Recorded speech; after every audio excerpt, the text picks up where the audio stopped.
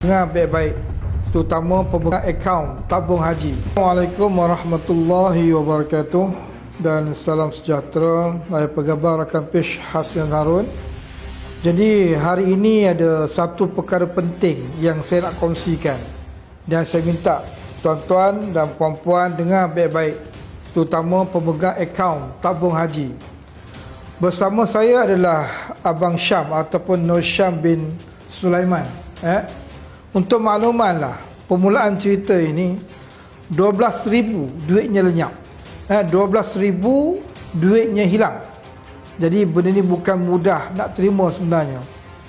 Dan untuk makluman juga bahawa pengeluaran dia sebanyak 5 kali, iaitu pada 20 bulan 2 RM3,000, 21 bulan 2 RM1,000 dan juga RM2,000, 22 hari bulan 2 RM3,000 dan 23 bulan 2 RM3,000, menjadikan jumlah sebanyak RM12,000. Saya dapat gambarkan bahawa saya tak nafikanlah mungkin ianya disebabkan skema, mungkin sebab bermakna skema ni pula dia berjaya mendapatkan nombor telefon Abang Syam, dia jadi pair, mana dia dapat, dia pun dapat mesej, WhatsApp dan sebagainya.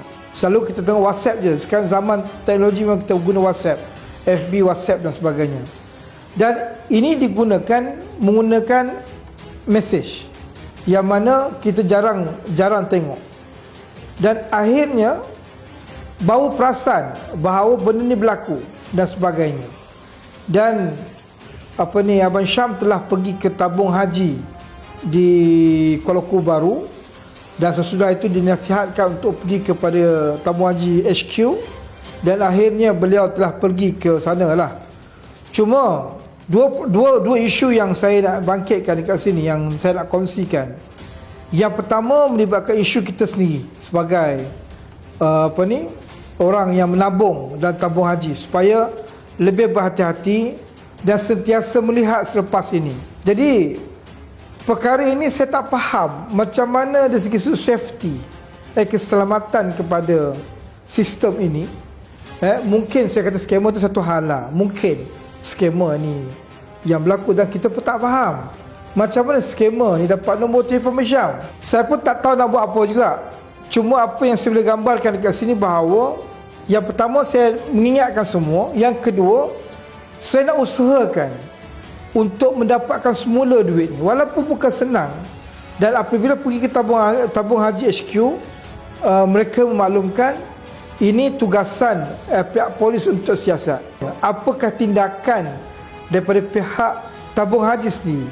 Sebab apabila empat nama, ada 4 orang nama, nama yang telah mengeluarkan wang ini, iaitu Alina binti Muhammad Ikhwan, Muhammad Fahizi bin Ismail, Zulaha binti Tajuddin, Zadlishah bin Zafar Shah.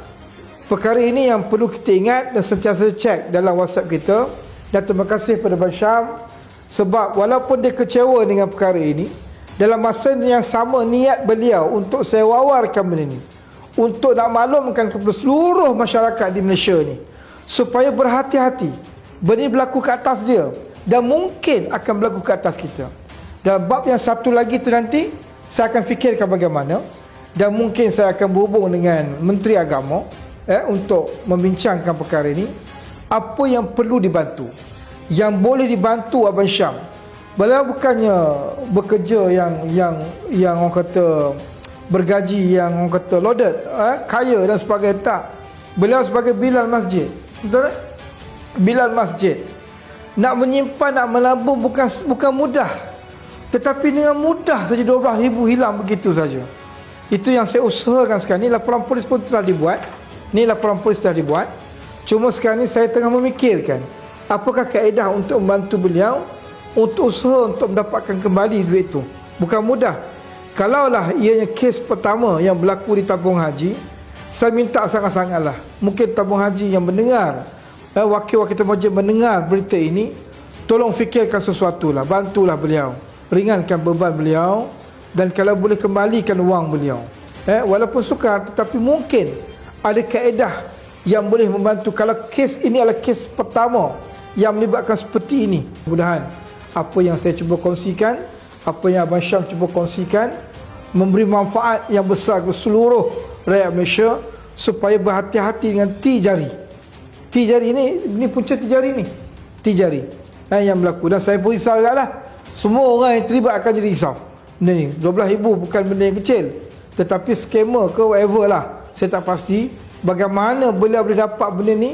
Dan boleh pair, boleh sama-sama dapat. Maknanya dia tahu benda ni berlaku dan dia cuba tukar password lagi. Tukar apa ni? Kata password kata laluan. Ini yang kita katakan bahawa dia berjaya tukar kata laluan sampai tahap tu. Kan? Jadi saya mohon sangatlah untuk berhati-hati benda ni, dan kepada orang kata yang terlibat dengan pengurusan tabung haji ini, mohon sangatlah untuk membantu beliau untuk selesaikan masalah ini. Janganlah pinggirkan beliau, jangan marah beliau. Kita tak berada tempat dia. Kalau dia marah sekalipun, kita tak berada kat tempat dia. Kena ingat, 12,000 bukan jumlah yang kecil. Memang dia orang marah, memang dia tertekan. Kalau kita pun tertekan, 12,000 jumlah besar.